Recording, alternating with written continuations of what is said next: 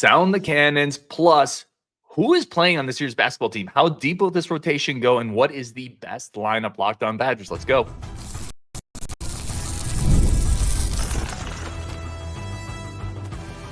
You are Locked On Badgers, your daily podcast on the Wisconsin Badgers. Part of the Locked On Podcast Network, your team every day. What is going on, Badger fans? Welcome to Locked On Badgers, your team every single day. Thank you so much for being with us. If you are one of the everydayers, we appreciate the heck out of you. Part of the Locked On Podcast Network. I'm your host, Ryan. Everybody knows that dude over there, Rajiv. I believe it's Rajiv over on Bucky Report, plus always here as well. Today's episode brought to you by FanDuel. Place your first $5 bet, and you'll get started with $200 bets in bonus. $200 in bonus bets guaranteed. Visit FanDuel.com to get started. And listen, man, it has been a while since I've been able to play this noise. Fire the recruiting cannons. Another one is headed to Madison on Wisconsin. Working on 2026 all of a sudden. Here we go. I love it. And another offensive lineman. Five offensive linemen coming in the 2024 class, 5 in the 2025 class. 2026 Benjamin Novak from Maryville, Indiana, 6'6", 320 pounds. The dude is an absolute unit. Commits to the Badgers verbally. Other offers from Kentucky, Louisville, a few other ones spattered in there. Indiana, Bob Bostad, everybody knows that name, was on him early. That's a guy that if Wisconsin fans know anything, we know he knows offensive linemen. Quick thoughts here. This is going to be mostly a basketball show. I got a ton. Rajiv, you guys, a ton we want to get into basketball-wise, but quick thoughts on Novak. Yeah, it's actually interesting. I was going to say the same thing. Like, if Bob Bostad wants him, then I'm like, that's good. My first thing is, the first will be like a bit of a lazy take. I trust AJ Blazek completely at this point, and I feel like, yeah, because when you watch Novak's film, like, he is a big dude. I mean, literally 6'6", 320. He's massive. When you watch his film, you're like, he just kind of just moves around, and no one is going to get past him. He's just going to pancake anybody he sees. Not necessarily a ton of athleticism, but that stuff can develop a little bit as far as like technique and how he uses the size that he has. Big frame, good weight, not necessarily needs to add a ton more, but just like good weight and sort of distributing it properly. I feel like he could be a solid, like, member of an offensive line. Not going to be a stud, not like a Kevin Haywood kind of coming in with the high accolades, but just a guy that's, you need a lot of them. And also it's a depth piece too. Like, when you have 5 in this class and 5 again, it's like, this is the cornerstone of Wisconsin football. And when you don't have it, we saw what can happen. So this is like, you just got to do it. I trust AJ Blazek. And if Bob Bostad wants him and Blazek wants him, who am I to say no? On board, 100%. Yeah, I'll say echo a lot of what you said. This is a big dude. I think some people are going to look at the film and think, man, I wish he looked a little quicker. You need to understand he's 320 pounds. A lot of high school linemen are 250, 260, 270, and that's why they look quicker. See what they look like at 320. This guy's 320, moves pretty well, some backside pulling action, gets in space, finishes blocks. Reminds me a lot of Colin Cubberly, who, by the way, the staff really likes. Came in early. The staff likes him a lot. I think this is a good pickup, and this is a guy they saw in person. They're not going to offer this early in the 2026 and take him if they didn't like what they saw in person. So, stamp of approval, 100%. Let's talk basketball, Rajiv. Not to shortchange that. That's a big deal. The 2026 class is rolling, getting started. Let's talk basketball. I want to start with this first big part here. How deep is this team actually? I feel like we've talked for 2 years where I haven't fully loved the depth. It's been a little bit of an issue. I think 10 guys play on this team. I was going through the list. I'm trying to figure out, because that's rare. It's hard to get a lineup with 10, a rotation with 10. But going through it, I can't leave any of those 10 off. Yeah, it's actually really hard. So I have 9 guaranteed to play. And then, so I've got I've got Hunter, Klesmit, Blackwell, Amos, Crowl. When then like the next 4, the grouping, so that's my starting 5. Then like Winter, Freitag, Tanji, Gilmore, because we know Gilmore's going to play. Then I've got another group of potential 3, right? That would take it to like 12, which is not going to happen. But that's McGee, Ilver, and Greppy. I mean, that's pretty deep. And I think it's the key is about the positions, right? So like Winter's obviously going to be backing up the Crowl and playing the 4. Greppy could obviously do that as well. But from a big perspective, then you're just going to end up with Gilmore and Winter again, which Gilmore's going to play. But yeah, I would say 9 for sure in the rotation, probably 10 and maybe even 11 at times. Like, Ilver's going to get minutes. I can't see a world where he doesn't, right? Well, let me define this. I think it's important because I want to define this as players who are getting consistent minutes game after game, even if it's like a 5-minute stretch. They're in competitive games, every single game, they're going to get consistent minutes. Let's go position by position. I think this is going to be interesting. At the 1, I think 3 are playing. I think it's Hunter, McGee, and Freitag. I think they're all locks to play consistently. Hunter and Freitag, certainly. McGee, okay. McGee feels like a lock to play, but just I feel like when you have this many names written down, I'm like, someone's probably going to get that boot, especially if Freitag plays right away and plays well. Then you also, I mean, we've seen Klesmit play the 1 at times. I'm not saying that's something we want to do, but that can happen. So do you really need McGee in a regular rotation? I don't know about that one. That's my only question mark with what you just said. Yeah, I think it's a good question mark. Here's what I think McGee gives you and why he plays. He gives you a quick defensive guard that really you don't find anywhere else on this roster right now. So I think that's going to be valuable. And you watch him in practice, he might be the starting point guard. And wow.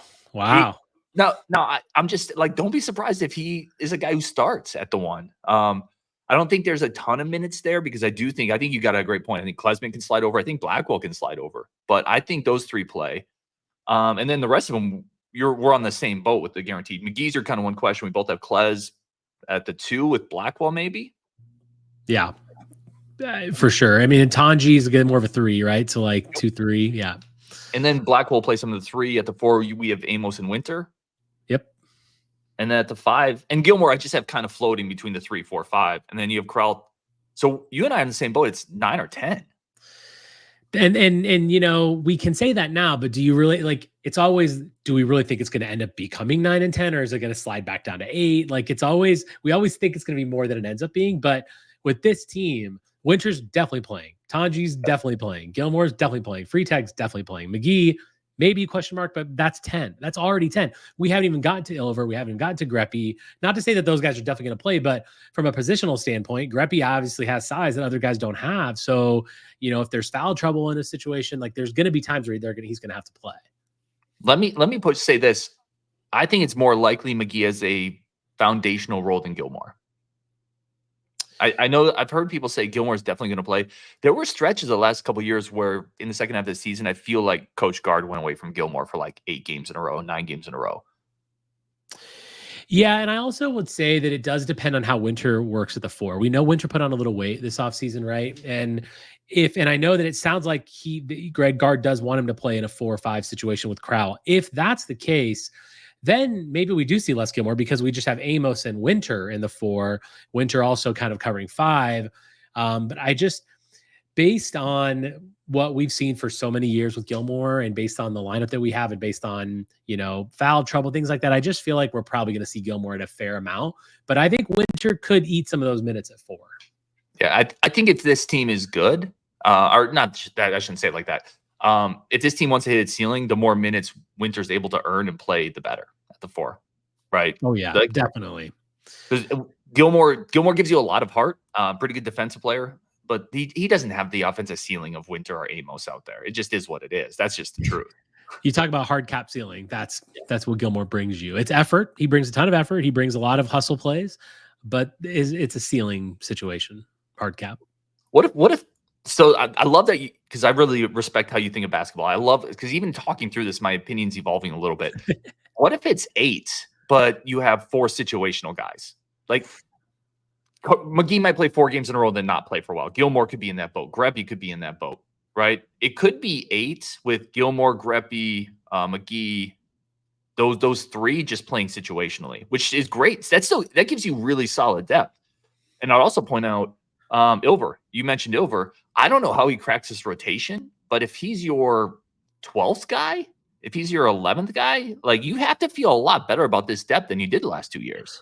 Well, and along those same lines, I think you're going to be playing the hot hand in certain situations. Like there might be a time where Ilver comes in to cover the 4 because of foul trouble. He makes a couple threes. Then all of a sudden the next game, his minutes go up, Gilmore's minutes go down, and you start to see that. I do think that with these guys on the bench that we're talking about, this, 9, 10, 11 type area, if they're playing well, they're going to get kind of like you said, a few games where you'll see them up a little bit and then maybe it comes back down. So I think it's really going to be riding the hot hand, and that will play into how many of these guys sort of eke their way in, depending on who shows out when they've got their one opportunity because of foul trouble or whatever the case is. I think that's a good point. And really quickly, I said really quickly and I have 3 points, but I'll make them quick. The first is injuries happen. So this is more depth is important. The second is more depth means better practice, better competition in practice, people going up against guys that are going to guard them harder. And the third is this is the result of, I feel like Greg Gard doing an admirable job of reloading the roster, landing some talented freshmen and talented transfer guys coming in. I think all those things are true, potentially. All right, let's take a quick break there. We're going to come back with superlatives. Most important player, most likely to lead us in three-point percentage, most improved, penny stock Badger, all that and more coming up next on Locked On Badgers Basketball Edition with Ryan and Rajiv. But first, a quick break for our friends of the show over at Roy. I've talked about Roy a lot. Roy is changing the NIL game and now allows fans to contribute directly to individual players. You can have a better feel for what your money's doing, and players can provide exclusive content to those contributing to their campaigns. I know Rajiv and I have talked a lot before about just the nebulous nature of NIL. This is at least in some ways a step in the right direction for that.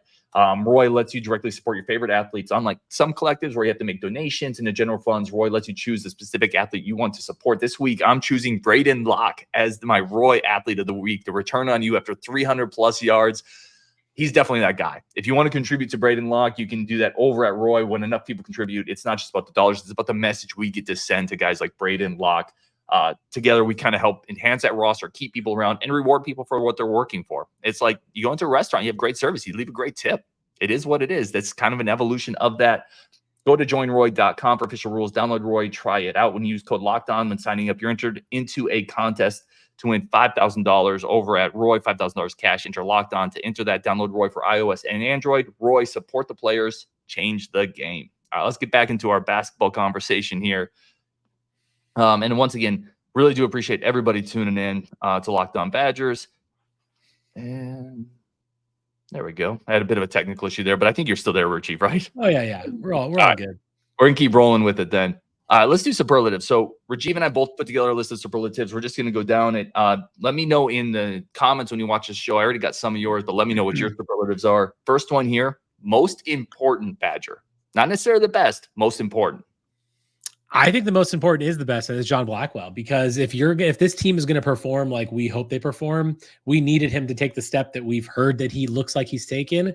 And I mean, he was so important to us last year. And now when you lose guys like Hepburn, you lose guys like Storr, Blackwell steps right up to the top, and your best guy is your most important guy. And I feel like as he goes, so goes this team. And I really expect a lot from him this year, but he absolutely is going to be the bell cow. He's the center of it. He's the guy that is going to really take this team to new levels. Yeah, I think it's a great answer. I think a lot of people are going to say Stephen Crowl because of the lack of depth at the 5, right? If you lose Crowl, you suddenly have to either shift Winter over. It's very fair. But I think you're right. I think ultimately basketball is about how good your best player is. Like the best player leads the team. I think it's Blackwell. I think it's Blackwell for, if you want to get specific, he's the guy I think that can create his own shot on this team. I think he's the guy that's going to get to the free throw line. I think he's the guy that other teams are going to game plan for, which opens up everybody else around him, right? That was that Johnny Davis effect where they were starting to double team him and rush him off every screen. We didn't have enough shooting around him. But I think Blackwell can create easier looks for everybody else because he's going to be that dude. 100% agree with you. Player with the most to prove, Rajiv. For me, it's Nolan Winter. And that's kind of for me personally, because it's so funny when he's coughing, but his camera's moving with him. It's so interesting. Well, Nolan Winter didn't have the impact as a freshman that I expected him to have. I think he's still going to be a really critical part of the team. And I feel like that was someone that I thought, okay, this offseason, he's the guy that I want to see take a jump. Now, obviously, we heard Blackwell did that. That's great for him. And I want Winter to have taken that step too. And I think he has to prove that because he came in as a really highly touted recruit. We have a lot to think about when it comes to the 5 position, the future of the 5. And so for me, it's Nolan Winter. You've got to really take that step up and be that backup 5, maybe backup 4 that can have a real impact offensively. Yeah, that's a great one. So I had somebody else, but I think you might have convinced me on Winter. I still don't think it's Winter. I think Winter's a great one. But because I think you have a starter in Amos and I think you have a starter in Crowl, I think if you had maybe a linear jump from Winter, if Winter's the same guy he was last year, I think you're still relying on 2 other guys who are probably going to eat the bulk of those starter minutes. It's fair. I think for the future, Winter might be the most important guy on this team, to be fair. For me, my most important guy is Crowl. I'm going to go back to the first point. Like or not most important, most player with the most to prove. You go back to last year. What was the constant narrative with Crowl? It was, we need a little bit more out of you in this moment. We need a little more toughness. We need you to be that guy in this moment. Well, this year he's surrounded with better shooting. I think they really need him to step up. Like, you have to be a consistent 5 this year, because there's going to be more scoring around you. I think there's going to be more cohesion around you, but can you be that guy every game that brings it? And if he can, like, if we can unlock Prime Crowl, where he's passing, he's moving a little better, he's more consistent, I think the ceiling of this team goes up a notch. So for me, most important guy is Steven Crowl this year. Yeah, that's a good point, especially when, like, that's where you can see a lot of the upside potentially, especially, you know, in the front court with this, because if he is able to do like what you said, it changes the trajectory of the team dramatically. And it's like that's where the upside is built into this team is a guy like Crowl. If he can do things that he has been able to do, but not consistently, if he does it consistently, then lots of opportunities open up. Well, and you heard it in the press conference too. Greg Gard talking about, we want Steven Crowl to dominate. Now, I would caution everybody, like, Steven Crowl, I don't think is wired to dominate. Like, and that's not a knock on him. I've always said Steven Crowl to me is a good starting Big Ten center. Like, but can you be more consistent? Like, I'm not looking for dominate every night, but just there can't be a game where you get 4 points and 2 rebounds. Right. Because like he is who he is right now, which is why I said Winter, kind of, because Winter has that upside that we don't really know yet. Crowl, we know what he is, but there are times when, you know, he'll get the ball 5 feet from the basket and he just misses, and he misses consistently, and he can't finish, you know, at the rim. And I feel like that is what can happen when he is playing his best. He's finding the right pass. When he catches the ball with 4 or 5 feet from the basket, you know, he's scoring because that hook is going in. If that happens more consistently, that I think is Crowl dominating, because physically dominating, he's not really going to be that. Agreed. I don't think dominating is even what you should be looking for from him. I think you should be looking for consistently consistent. 8 to 10 to 8 every game with a couple assists and good shooting percentages. All right, next I've got, who will be the best pure 3-point shooter on this team by percentage this year? I'll start on this. I think it's Tonje. I think Tonje is that guy. I think he's going to lead the team. You look at the track record, you go in synergy and you watch him shoot. The form is really good. He's got deep range. It's not just like corner range. He has got deep range all over the court. He's going to look for it in transition. I think Tonje leads the team. It's going to be like 41%. While I agree with you, just to be a bit of a contrarian, I'm going to say Klesmit, because I feel like this year, more than last year, we know we've got weapons as far as offensive weapons throughout the starting lineup. And therefore, I feel like Klesmit can really almost focus on being a spot up 3-point shooter, a guy like that we've had it many years in the past. Back to back, good bad teams always had the guy who can just spot up. Now I know Tonje can do that. Tonje's actually also more athletic. He can score in other ways as well. And I just feel like Klesmit can just become that guy on the offensive side. Defensively, he does his thing, and without having the pressure of having to really be the main scorer or one of the main scorers, I feel like we could just see him really lighting it up. And you mentioned Blackwell spreading the floor and opening up things for other guys. Klesmit could be a beneficiary of that. We know he's streaky. We know he can go nuclear. What if he gets more consistent with that nuclear, you know, shooting?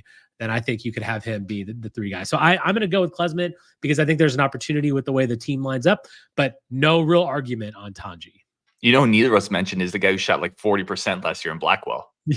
I know. Like, it just feels like he's going to end up shooting more, and it's going to be doing other things. And I just don't think he's going to be. There's going to be guys that literally are just open back there. Yeah, I agree. There's going to be people that get easier looks. I think Blackwell's going to be swarmed more, which is why I didn't go with him. Next one we got here, most improved. And you said outside of John Blackwell, you could throw him in there if you want, because I actually thought he was really good last year. But let's say because Greg Gard, because there's been talk that he's going to take a Johnny Davis like leap. Let's leave him out of this category. Most improved on this roster, Rajiv. I mean, I went with a couple of guys on this. I'm going to go Winter because I do think that, again, this is more of a wishful thinking situation for me, because I obviously feel strongly about how Winter can play on this team. I think we need him badly to be that guy. And just listening to him talk, you posted something short the other day, which I was great from your interview with him, or other press was there. And I just think that he clearly put on weight. He's clearly working on different things. His freshman year's behind him. He understands that, like, okay, this is now, like, the game is not super fast. It's not a different game. Like, it's my game. I understand it. I've had a year under my belt. He can really, like, take a big step. Like I said, could be wishful thinking, but I'm still going to go with him being the most improved outside of Blackwell. Blackwell, clearly most improved. Man, I think you're painting a picture for a better team than people expect, which I love. Because if Nolan Winter does become the most improved player on this team, with I think some of the proven pieces you have, like, boy, there could be things here. I'll point on Winter too. Winter's not the guy I'm going to go with, but I'm going to point out with Winter. There was a player I thought he battled last year, like he's thrown into the mix, true freshman. I thought he battled. Now he's got 15 more pounds. We already know the skills there. We've seen him shoot and handle the ball in space. So that's the thing. Like he has those tools that if they can go with, the experience and the body stuff, like it should work. You like it for sure. I do. I'm actually going to go. This might be a bit of a cheat, but I'm going to go with Cameron Hunter, who, like 2 years ago, you watch film on him at a lower level. I think he was in a bad defensive scheme. I think he was on a really bad team. He was forced to take a lot of bad shots. Defenses were swarming him. Last year, he could have played towards the end of it. He got healthy. This year, he's on a much better team. I think he's going to be a much better player potentially than what you saw 2 years ago. That's my hope with him because he's in a better system. He's in a better spot. I don't think he's a star in Madison, but there's a chance he's a good role player. And if he's a good role player, I think that's almost an improved version of what he was on a really bad team. That may be cheating because he wasn't here last year, but I'm going to go with Hunter on this one. It's a good shout. I mean, he's going to be a critical part of what we do. We need a guy that can control the ball and can play that one position and be a floor general. And if he's that guy, then yeah, I'm with it. We're going to take one more quick break here. And I apologize. I had I got something in my throat earlier, but I'm fighting through it like Leo Chanel. I'm not going to miss rep. So we're going to take one more quick break. We got a few more superlatives coming up. Best newcomer, penny stock Badgers, most underrated. And then we're going to talk about what is the best lineup on this team. Not necessarily the starting lineup. How would you close the game? That's going to come up next on Locked On Badgers Basketball Edition. But first, a quick break for our friends of the show. And this is one I definitely am going to ping Rajiv on. FanDuel. FanDuel is the #1 source for all your sports betting needs. The official sports book of the Locked On Podcast Network. Right now, $5 in bets gets you $200 bonus bets guaranteed. Rajiv, what's your feel Wisconsin-Rutgers this upcoming weekend? I mean, it's early in the week. I'm in full believe mode. Let's go. I actually, to be fair, I thought that the line was going to be more. It's a 2.5. I thought it was going to be on 4.5, 5. I think it's good value at 2.5 for the Badgers for sure. What does that line tell you? Like for people who maybe don't follow lines enough. Yeah, I mean, it tells you that on a neutral field, they're saying Wisconsin's a slightly better team because 3 points is what you generally get for home field. So we're pretty even now.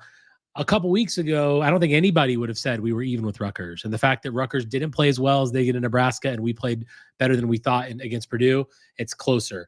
Now, it probably could have been 4.5 or 5 because oftentimes the lines, what happened the previous week dictates the lines too much. So that's a little bit scary. I think that, in reality, Rutgers probably is a slightly better team than us, more so than us being a better than half a point. But I still like the way we're playing. I don't like the way Kaliak Menace is playing. I still like us.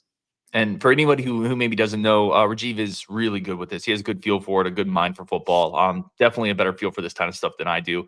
FanDuel.com, the official sportsbook of the Locked On Podcast Network. All right, let's finish off some superlatives and get into our Wisconsin Badgers best lineup. Next superlative, Rajiv, I'll let you go first on this one. Best newcomer. So any freshman, any transfer, who's the best newcomer on this roster? Are you going first? Sure, I'll take this one. I think it's Amos.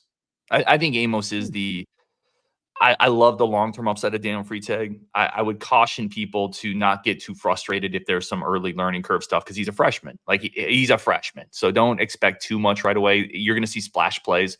Amos is a guy who I think he's coming in as a 4. He's versatile. He can shoot. He can get to the rim. His finishing numbers at the rim percentage are really high. He's also an elite shooter with size, secondary rim blocking. I think it's Amos. 100% agree. Xavier Amos is who I put down for all those things you mentioned.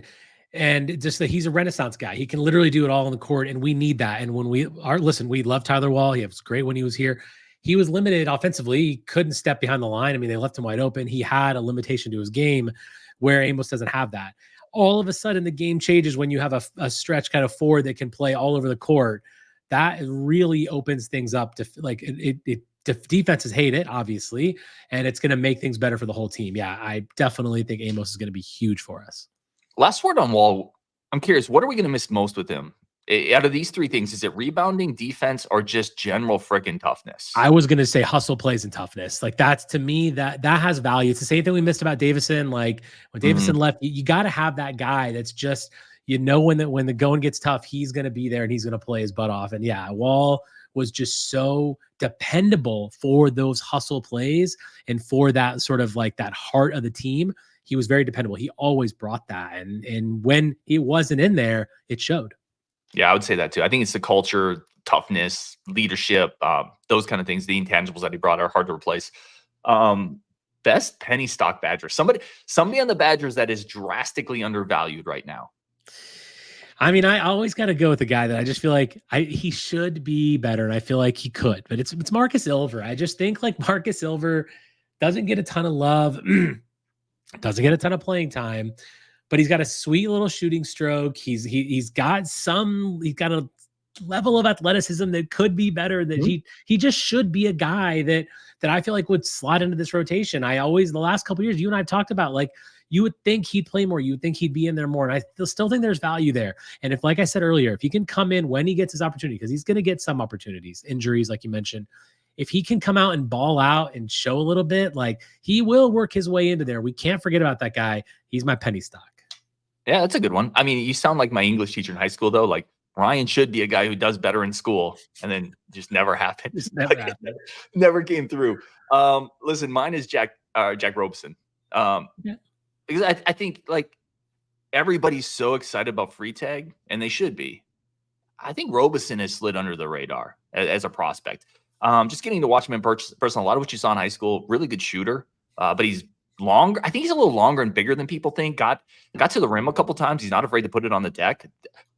Not going to play this year, right? But a guy in 2 years, you could have a really skilled lefty shooter with length and size that can put the ball in. Like, there was a play in transition where he was driving down, made a really nice pass in transition off the move. Like, this is a 6'7" guy with length that can shoot the ball. I think people have almost forgotten about him a little bit because of Daniel Freitag. So I'm going to go with Roberson, long-term penny stock buy now. Any chance at all you think he plays? Barring injuries, no. But I think there's years he could have, though. I just think so if you remember last year, there was a lot of talk about how deep this team was. And I pushed back a little bit and said, I don't actually think it's that deep. You did, yeah. I think this year is actually, I think the top level might be a little lower, right? You lose a Storr, a Hepburn, a Wahl. I don't know if we match up 1 through 3, but I think 1 through 10, this is a much deeper team and roster than it was last year. Yeah, I mean, it should be on paper. It is, but I was definitely one of those guys who thought it was last year too and was disappointed. So, yeah, I mean, I hear you.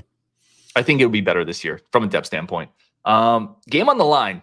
Ball swings to the corner or the wing. We're down 3. Who do you want taking the shot? This is tough. I mean, I like when I was thinking about it, I'm like, okay, do Klesmit? Do I want Tanji? Do I want Blackwell? Just because he's pretty clutch. I'm still going with Klesmit just because I feel like, again, I think he's the kind of guy who's going to specialize in that. When he went nuclear last year, a couple different occasions, boy, it was something fun to watch. And it was just one of those things where I'm like, yeah, he's the guy. Like, you, especially if he's wide open in the corner, like, yeah, I want Klesmit shooting it. Yeah, 100% with you on this one. Game on the line, that's the dude I want firing it up. I don't care if there's 2 people on him. He has that belief factor that when he shoots in big moments, you just kind of feel good about it. Yeah, I would say like Blackwell probably deserves a shout too, because I think he's going to be our most important player, like we talked about. And he's a guy that, you know, in those clutch situations, like, you know, I trust him. And I feel like that's another guy you can kind of put in that lineup too. Yeah, I think either of those. I think Klesmit's my guy on that one. Most underrated. I'll knock this one. I think it's Crowl. I'll go back to Crowl on that one. I think he gets way more flack than he should. Is he a great shot blocker? No. Is he a great athlete? No. Guess what? If he was those things, he'd be in the league. He would have left 2 years ago with all of his other skills. What he is a competent, good Big Ten starting center, period. But people just overlook the fact that he's a really good passer, that against bad teams, or not even bad teams, against teams that don't have a decent post defender, they double Crowl. Guess what they do? They double Steven Crowl, because he will go to work against mediocre post defenders. And then when they do, he finds people usually.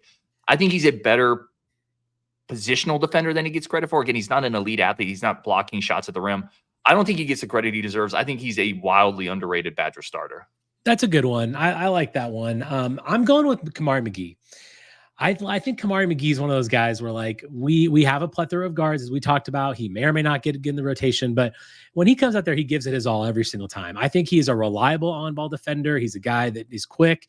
He's not the best all-around guard, but he does things importantly. And when the game's on the line and when you have a tough situation and you're in foul trouble or whatever, he's the guy that's very dependable. He comes out on the floor, he controls the ball, he makes good passes. Like he can score a little bit here and there. He's certainly not going to be any kind of liability, I don't think, out there in general. And I feel like, but he always just gets talked about, by myself included, and by us at the kind of the bottom of that rotation. He deserves a big shout. I think he's always, since he's been on the team, I've always felt he's been underrated. Yeah, I think that's a good one too, which is partially why I think he's going to play more than some fans think, because I do think he's underrated in the eyes of fans, and I think coaches see a little bit more what he has there. Last one here before we get into our last topic here, and this show is going to go a few minutes late, but this is like our first big basketball show of the year, so F it. What else are you guys doing anyway than hanging out with us? I shouldn't say that. There's probably a lot of things you can do. Let's go here. At the end of the year, if Daniel Freitag doesn't do this, whether it's a minutes per game, points per game, whatever it is, fans are going to say, the hype wasn't there. In other words, what do you hope Daniel Freitag lives up to this year? Because there's a lot of hype behind the true freshman. You go first on this one. Let me think about some numbers. To me, it's consistent playing time. I think 15 minutes a game is somewhere in that range, somewhere where fans are going to want to see him. And then it's a few moments where the tools splash, right? There was a play when I was watching open practice in transition. He got a steal off John Blackwell, went coast to coast and dunked it. Like, I don't think, this is speaking for me now, I'm not coming into the season expecting a consistent game every day. But I want to see the tools translate, and I want to see consistent playing time, because I think when you have young, talented kids, and that is definitely what he is, you have to put him in position to get PT and build off reps and build off confidence. So 10 to 15 minutes a game consistently, and then a few splash plays as it gets more. It's going to get more consistent as the year goes on. That's what I'm looking for. If I have a cherry on the top, if he can shoot in the mid-30s from three, if he can start to develop a consistent shot, future star. Wow. Okay. Yeah. I mean, I think for me, I agree with you on the splash and like seeing it in consistent playing time. For me, I think he's got to be a solid offensive point guard when he plays, and being able to really like produce his own shot, create his own things. I think one of the things we saw with Hepburn was, while he's a good defender, he was a very inconsistent offensive player, very inconsistent. There were times where he would go over, and that can't happen. And I think what I'm looking for most with Freitag is he's going to be a reliable offensive scorer when he's on the court. And I think that should materialize even as a freshman. He should be able to do that, or show that he's got those tools to be able to be a solid offensive player, because we haven't had that in a while. We haven't really always had like a great scoring point guard like I think we're going to get with Freitag. And that's really important. That, talk about opening everything up when your point guard can be that kind of a scorer. Now, what do you do for the 2 and the 3 and the 4? And that just opens everything up. So I really want to see that he can be really good offensively, better than our past point guards. Yeah, I like that. That's a good one. Let's shift into what's the best lineup the Badgers have now. So not necessarily the context behind this is years ago, the Golden State Warriors, they called it their death lineup. At the end of the game, they would switch Draymond to the 5, and they would surround him with shooters and athletes. So their best lineup wasn't their starting lineup. What lineup would you want the Badgers to finish a game with, Rajiv? Again, certain games are going to be different, but like all things being equal, what's the best lineup this team can put on the court? Yeah, it's really interesting because I kind of thought of it more as like the best sort of like offensive lineup, like someone that you just kind of, you need to just score a ton of points, end of the game. If that's kind of what I was in the sort of the lane that I thought of. So I have Freitag, Klesmit, Tanji, Blackwell, and then an X, meaning like the hot player of the day. I'm going to say Amos officially, but when the tallest guy out there is 6'7", that's not necessarily great. But think about playing small ball with that lineup and how effective they're going to be late games and being able to just make some shots. Freitag, Klesmit, Tanji, Blackwell, Amos. That's pretty crazy. It's a little bit out there. It's a lot of guards, but I just feel like that is one of those lineups that who's going to stop that lineup from scoring? So low key, I was in a group chat. I was in our talk. I was saying there's some small ball lineups Greg Gard could go to with this roster that I would die to see. I would die to see them. Will he do it? I don't know. So you're right up my alley. You know this. I love small ball. I wish we play a little bit more of it. I love where you're going with this. I don't think I'd have Freitag in my death lineup year one, but I love where you're going with this. I love the athleticism, the offense potential, and listen, hits, then yeah, absolutely.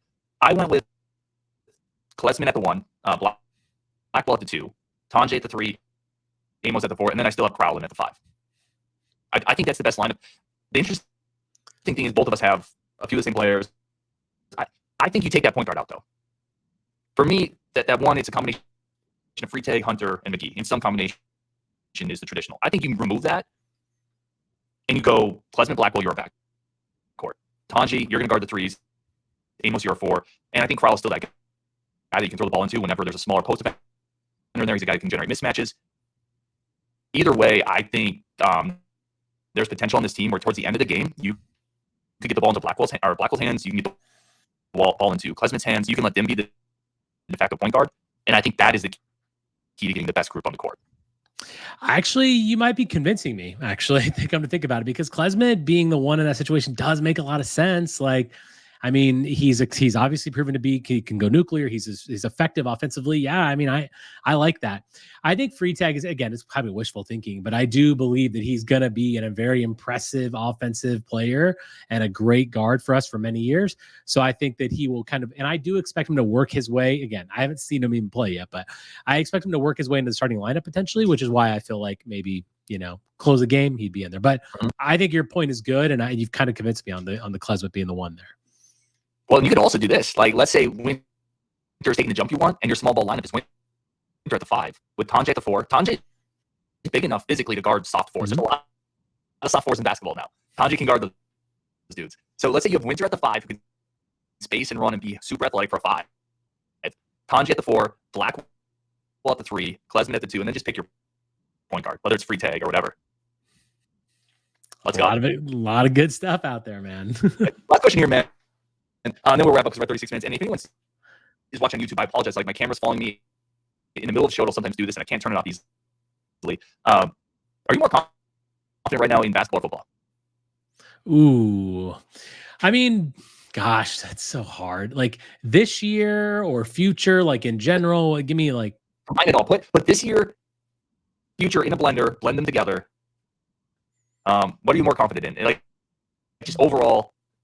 Overall, it's football because of Fickell, and because there's question marks about guard, and I don't know there. This year, as far as like who I think, like, I mean, given what we've seen for football already, not being the best, I would say I have confidence in basketball. But in general, where the programs are, I mean, I know that there's some hiccups early on in Fickell's tenure, but the recruiting just shows me that this program's got a really bright future. And you look at the basketball recruiting and you wonder, does it have a bright future? So that, to me, tips the scales to football. Yeah, that's a great point, man. You look at some of the dudes getting in that football game against Purdue towards the end, right? There's 7 true freshmen on the roster. Kevin Haywood came in about halfway through the game and just looks like a mauler. He looks like some Teenage Mutant Ninja Turtle villain that's just throwing people around. Yeah, I'm in football too, because I'm still a Fickell guy. I still believe in what he's done and what he's going to do. It is interesting, though, that you're having this conversation, right? It's like just a couple years ago, you bring Fickell in, and we were talking potential national title like this, and Greg Gard was kind of on the hot seat. So it is interesting, at least, how some of that gap is potentially closed a little bit. But I'm still right there with you. All right, he is Rajiv. I'm Ryan. We went a little long today, but appreciate y'all talking basketball. That's coming up. Go check him out on the Bucky Report. Thank you as always for tuning in to Locked On Badgers. Rajiv, any final thought basketball as we kind of go out the door here? I'll make it a football thought. Just like I tweeted today, because of my believe meter is all high now after the Purdue game. I tweeted today that, like, there is, I mean, I can't believe to say this, but it's true. Look, anything can happen. I said, is it really crazy to think that we're going to beat a team that we shouldn't beat? It's not that crazy. We went to USC, we're up 21-10 at halftime. It's not nuts. There is a chance that this team can still get to 8 wins. I'm not saying it's going to happen. I'm just saying the recipe's there. You win the next 2 and you beat Minnesota, that's already 6. And then, you think Iowa, you think Penn State at home, there's Nebraska, like, you might be able to still get there. I've got a lot of belief after what I just saw this past weekend. Absolutely love it. There's not a better way to go on the show than believe with Rajiv. On Wisconsin, thank you so much for tuning in. We'll talk later.